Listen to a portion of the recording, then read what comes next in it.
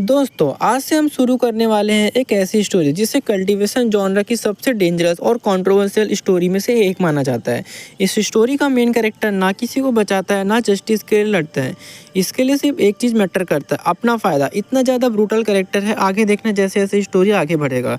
इसका नाम है फेंग युआन, एक ऐसा आदमी जो 500 साल तक इस दुनिया में जीता रहा, हर तरह का बिट्रेयल, वॉर और ब्लड देख चुका है। फेंग युआन को सारी राइटियस सेक्ट और डीमन कल्टीवेटर्स ने घेर लिया है। सबको पता चल चुका है कि उसके पास स्प्रिंग ऑटोमन किकाडा नाम का एक लेजेंडरी गू है।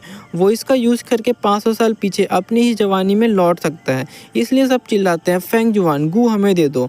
कोई उसे माफ़ करने के लिए नहीं आया, सब उस लेजेंडरी गू को लूटना चाहते हैं।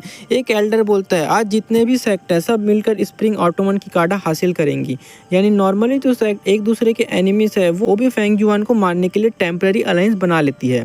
इससे पता चलता है हमारा फेंग युआन कितना डेंजरस है। उसके बाद फेंग युआन एक ही वर्ड बोलता है, जस्टिस, और वो हंसता है क्योंकि उसने 500 साल तक ये दुनिया देखी है और वहाँ के लोग भी। इसलिए जस्टिस, गुड, इविल सब फेक है, जो स्ट्रॉन्ग है वही सही है। तुम लोग मेरे ट्रेजर के पीछे हो और क्राउड के चेहरे देखकर उसकी बात प्रूव भी हो जाती है। किसी को जस्टिस नहीं चाहिए, सबको किकाडा चाहिए। फेंग युआन का मानना है विक्ट्री और डिफीट, हीरो और विलन सब एक दिन मिट्टी में मिल जाते हैं। यानी हिस्ट्री सब भूल जाते हैं, सिर्फ रिजल्ट बचता है।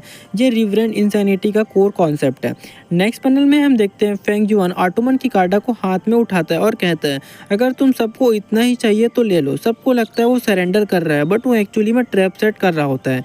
जैसे ही सब किकाडा लेने के लिए भागते हैं, बूम, मैसिव एक्सप्लोजन होता है। कई कल्टीवेटर वहीं मारे जाते हैं।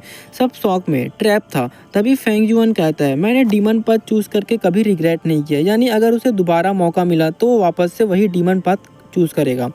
इसी वजह से फर्स्ट चैप्टर का टाइटल इसी आइडिया पर बेस्ड है। एक्सप्लोजन के बाद वो हंसता है, सबको लगता है फेंग युआन मर गया, लेकिन असल में उसने स्प्रिंग ऑटोमन की कार्डा एक्टिवेट कर दी होती है।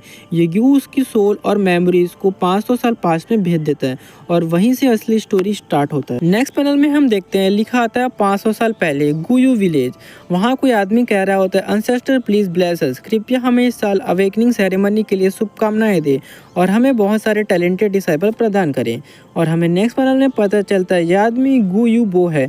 ये गुयू क्लैन का क्लैन लीडर है।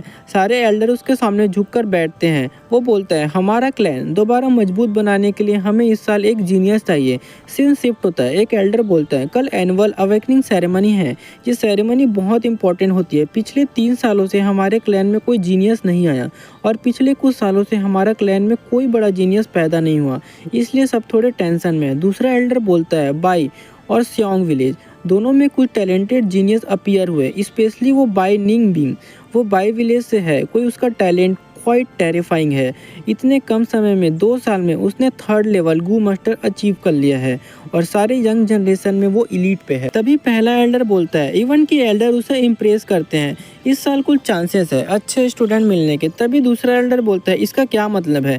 तभी पहला एल्डर बताता है, मैंने सुना है फेंग फैमिली में एक जीनियस है, उसने 3 मंथ की उम्र में बोलना एंड 4 मंथ की उम्र में चलना सीख लिया था। इसके अलावा वो 5 साल की उम्र में ही पोयम सुना सकता था। तभी वो सेकंड एल्डर बोलते हैं, मैंने सुना है उसने दी प्लम एंड रिवरसाइड सिटी नाम की एक पोयम भी लिखी है। ये दिखाने के लिए है कि फेंग जैंग के टैलेंट की खबर पूरे क्लैन में फैल चुकी है। सब बोलते हैं, अ ट्रू जीनियस। प्रॉब्लम ये है कि उसके पेरेंट काफ़ी पहले मर गए, तभी से उसके अंकल एंड आंट उसकी देखभाल कर रहे हैं। यानी फेंग जैंग एंड उसका भाई अनाथ है, दोनों अपने चाचा चाची के घर में रहते हैं। अब एल्डर को याद आता है फेंग फैमिली, उसमें एक और लड़का भी था, फेंग युआन। यहीं से डिस्कस फेंग जैंग से हटकर फेंग युआन पर आने लगती है। एल्डर बोलता है, अगर ये छोटा लड़का भी वैसे ही टैलेंट दिखाए तो ये हमारे क्लैन की उम्मीद बन सकते हैं। यहाँ एल्डर एक्चुअली फेंग युआन की बात कर रहा है, लेकिन उसे नहीं पता कि फेंग युआन कोई ऑर्डिनरी बच्चा नहीं है। उसके अंदर 500 साल पुराने कल्टीवेटर की मेमोरीज है। यह बताते हुए वो खांसने लगते हैं। तभी पहला एल्डर बोलता है, सभी लोग बहुत देर हो रहा है, आप अच्छे से आराम करो। मैं चाहता हूँ कि कल आप सभी अपना बेस्ट परफॉर्मेंस दें। तभी सेकंड एल्डर बोलते हैं, हालांकि मैं आप सभी लोगों को याद दिलाना चाहूँगा कि कम्पीट जरूर करें, लेकिन ईमानदारी और सम्मान के साथ। कोई भी ट्रिक या ऐसी चालें नहीं चलेंगे जिससे सेक्ट में कोई दिक्कत आए। उम्मीद है यह बात साफ है। और इधर हमें सब लोग को गुस्से में दिखाया जाता है और वो सारे बोलते हैं, यस मास्टर। देन सारे लोग मास्टर को ग्रीट करके वहाँ से जाने लगते हैं और मास्टर विंडो पे खड़े होकर बारिश को देखने लगते हैं और हंसकर बोलते हैं, बिल्कुल पेड़ के ताजे पत्तों के जैसे। जैसे नई जनरेशन ही इस क्लैन का फ्यूचर है। और इसी के साथ हमारा आज का वीडियो ख़त्म होता है। सो कैसा लगा आज का चैप्टर? आप लोगों को जो मैं एक्सप्लेन करता हूँ, जो मैं समझा रहा हूँ, वो समझ आता है या नहीं, ये प्लीज़ से कमेंट करके ज़रूर से बताएं। इससे मुझे मोटिवेशन मिलता है। सो मिलते हैं नेक्स्ट वीडियो में, तब तक के लिए bye bye, take care and Radhe Radhe.